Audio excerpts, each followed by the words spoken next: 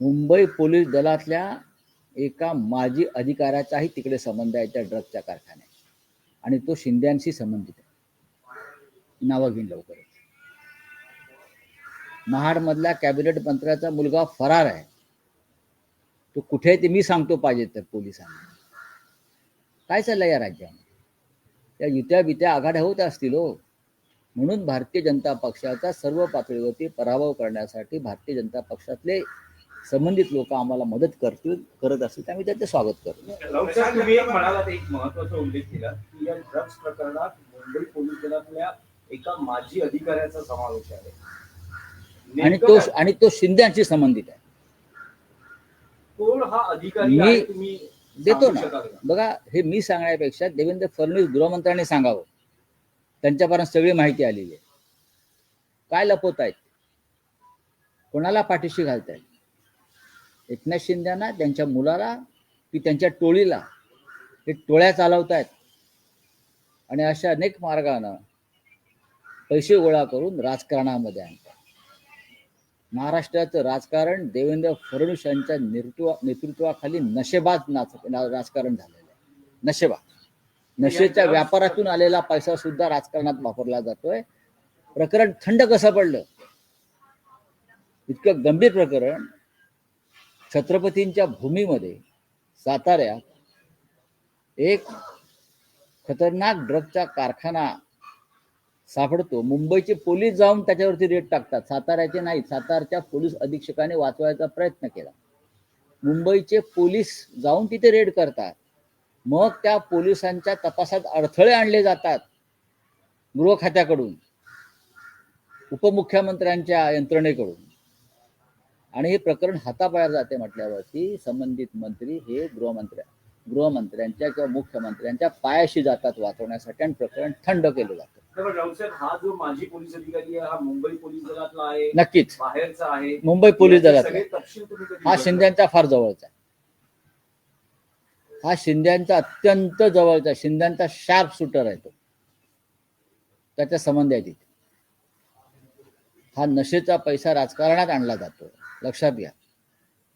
महाराष्ट्राच्या तरुणांना नशेबाज केलं जात आहे आणि त्यातून राजकारणात हा पैसा ओतून हे हिंदुत्ववादी आम्हाला हिंदुत्व शिकवतात ढोंगी. चला, एक आणि तुम्ही म्हणालात की म्हणजे जे कॉम्बिनेशन आहे एकाच वेळेस महायुती आणि महाविकास आघाडीतील, असं कसं होऊ शकतं? असं कसं होऊ शकतं? जनतेला पडलेला प्रश्न असेल. नंबर 2, राऊत साहेब, अजित पवारांकडून असा दबाव टाकला जातोय किंवा एक आग्रही मागणी केली येते की या युतीमध्ये सगळ्यांनी घड्याळ या चिन्हावरच लढावं. शरद पवार किंवा त्यांचा पक्ष हे मान्य करेल का?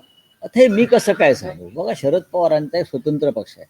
शरद पवार यांची एक भूमिका असते, विचारसरणी आहे ती जातीय व धर्मांध शक्तींच्या विरुद्ध लढण्यासाठी. शरद पवार हे पुरोगामी विचारांचे आहे.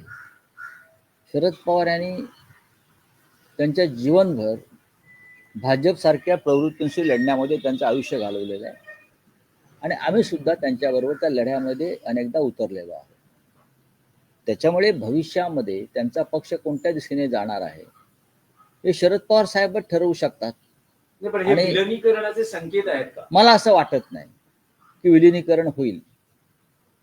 मी जे काय पवार साहेबांना ओळखतो आणि त्यांच्या विचारसरणीला मी जे काय ओळखतो, ही विलिनीकरणाची प्रक्रिया होईल असं मला वाटत नाही. मी एकदा पवार साहेबांना प्रश्न विचारला होता सहज एका बैठकीत, तेव्हा त्यांनी हे अशक्य आहे सांगितलं.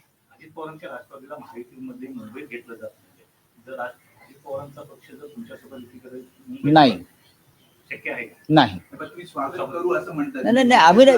त्यांनी 2 पवार एकत्र येऊन जर भाजपचा पराभव करणार असतील तर म्हणतोय मी.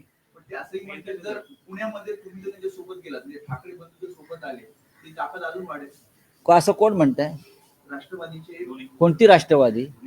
नाही, आमची आता पुण्यामध्ये महाराष्ट्र नवनिर्माण सेना आणि शिवसेना या दोघांमधलं जागा वाटपाची चर्चा संपलेली आहे, आणि आम्ही दोघेही कामाला लागलेलो आहोत. जे आमच्या बरोबर येतील त्यांना सोबत घेऊ, नाही तर आम्ही त्यांच्याशिवाय लढू. नाही, अजित पवार त्यात नाही.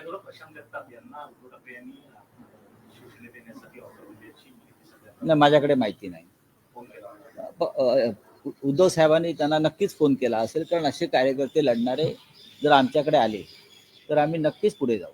तर भाजपा पुण्यात शिवसेनेला फक्त 12 जागांची ऑफर देते. मुंबईत देखील काही आणलेलं असतात. 12 खूपच दिल्यात जागा. 12 जागामध्ये खूप दिल्या. किती पाहिजेत अजून त्यांना? त्यांच्याकडे काय मतं कुठे आहेत? ते भाजपचीच मतं त्यांना मिळतात ना. आता मुंबईमधलं काय ते मला माहित नाही. बघा, पैशाची सूज आहे त्यांच्या पक्षाला, बाकी काही नाही. तेजस्वी घोसाळकर भाजपमध्ये गेल्यानंतर आता त्यांनी अभिषेक घोसाळकर यांचा फोटो लावायला सुरुवात केली आहे. त्यावर शिवसैनिकांनी बघा, असं आहे की ज्यांनी शिवसेनेचा पक्ष सोडला त्यांनी आपल्या निष्ठावान शिवसैनिक पतीचा फोटो लावून मतं मागू नयेत. त्यांनी मोदींचा लावावा, अमित शहांचा लावावा, देवेंद्र फडणवीसांचा लावावा. अभिषेक घोसाळकर हे एक निष्ठावंत कडवट शिवसैनिक होते आणि शेवटपर्यंत ते शिवसेनेबरोबरच राहिले आणि तिथेच त्यांना बलिदान द्यावं लागलं. तर तेजस्वी घोसाळकर गेल्यानंतर घोसाळकर कुटुंबातल्याच एक पुन्हा महिला पुढे येतात. तर पूजा घोसाळकर आता राजकारणात येऊ द्या ना, तरुणांनी येऊ नये का? नवीन लोकांनी राजकारणात यायला पाहिजे. चला, थँक्यू. राव साहेब, एक आहे की ठाकरे बंधूंची युती जाहीर झाली, पण अजूनही अशी माहिती मिळते की काही जागांवर अजूनही अजिबात नाही. पेच आहे, अजूनही घासाघीस सुरू आहे. अजिबात पेच नाही. पेच हा शब्द चुकीचा आहे. शेवटपर्यंत चर्चा होत असतात. दोन्ही बाजूनी काही बदल फेरबदल होत असतात. प्रत्येक जागा आम्हाला जिंकायची आहे आणि असा कोणत्याही प्रकारचा पेच ना महाराष्ट्र नवनिर्माण सेनेकडून टाकला ना शिवसेनेकडून पडलेला. दोन्ही बाजूचे कार्यकर्ते हे हट्ट करतात, त्यांना समजवावं लागतं. त्याचा दबाव नेत्यांवरती असतो, मग ते राजसाहेब ठाकरे असतील किंवा उद्धवजी ठाकरे असतील. कार्यकर्त्यांची समजूत ही प्रत्येक ठिकाणी काढावी लागते. युती असो अगर नसो, एकेका वॉर्डात एका पक्षाचे जेव्हा 10 इच्छुक असतात, एकाला उमेदवारी मिळते, तेव्हा 9 तो पेचच असतो ना, तोही पेच असतो. राव साहेब, आज 26 तारीख आहे, 26 तारीख आहे, 30 तारखेला अर्ज भरण्याची शेवटचा दिवस आहे. एबी फॉर्मचं वाटप सुरू झालंय. सुरू झालंय. 26 तारीख आहे ना, आणि 30 तारीख, 4 दिवस फार भरपूर आहे. एका दिवसात सगळा कार्यक्रम संपतो.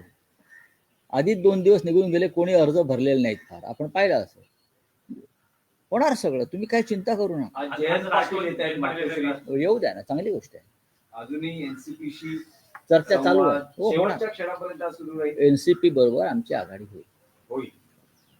सर, लातूरात आपण जर बघितलं तर एक अत्यंत दुर्दैवी घटना घडलेली आहे. एका पोलीस निरीक्षक आपल्या आईला त्रास देतो म्हणून एका 20 वर्षीय तरुणाने आत्महत्या केली आहे. आत्महत्येचा व्हिडिओ देखील आहे. हो, पण आता असं की मगाशी मी जे पोलिसांविषयी जे बोललो तेच लातूरला लागू पडत आहे.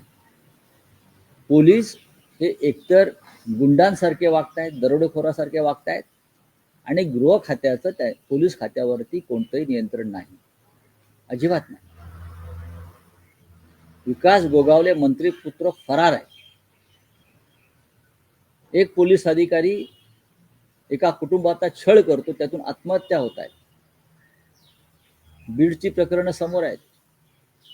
कारण पोलिसांना राजकीय कार्यासाठी वापरून घ्यायचं, त्यासाठी अशा गुंड प्रवृत्त्याच्या पोलिसांना देवेंद्र फडणवीस यांचे गृह खातं बळ देत्या. बोले आप हिंदी में. मुझे मालूम नहीं. देवेंद्र फडणवीस जी टिप्पणी कर रहे मामूल की पार्टी है। हाँ, मामूल रशीद जो है शिवसेना के विरुद्ध आने के बाद जो है देवेंद्र फडणवीस टिप्पणी नहीं, मेरे बारे में कोई जानकारी नहीं. वारिस पठान कह रहे हैं कि मुंबई का महापौर मुस्लिम क्यों नहीं होना चाहिए? पठान या खान हो. पठान या खान भी हो सकता है. हमने राष्ट्रपति किया था मुस्लिम, ये भूल गए ये लोग. हमने मुस्लिम राष्ट्रपति किया है और भारतीय जनता पार्टी के सरकार में तो मुस्लिम राज्यपाल भी हो रहे हैं. ऐसा नहीं है ना. हमने मुस्लिम राष्ट्रपति कितने देश में, कितने मुस्लिम राष्ट्रपति भाजपा ने भी किए हैं. डॉक्टर अब्दुल कलाम, जाकिर हुसैन, फखरुद्दीन अली अहमद, कितने मुस्लिम राष्ट्रपति किए. छोड़ दीजिए, चलिए. शरद पवार